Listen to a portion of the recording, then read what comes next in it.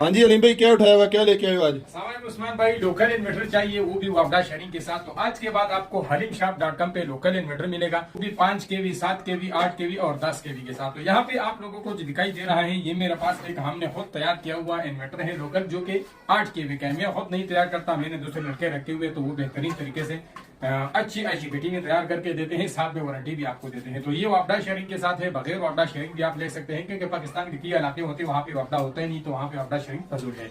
अगर आपके इलाके में वापडा है और नहीं जाती, तो आपके लिए वापडा शेयरिंग वाला सबसे बेहतर है। ना बैटरी का झंझट और ना किसी और चीज का, बस एक दफा लगाओ, सुबह से शाम तक फ्री चलाओ, और जहाँ पे धूप कम होगा तो ऑटोमेटिकली वापडा शेयरिंग भी साथ में करेगा।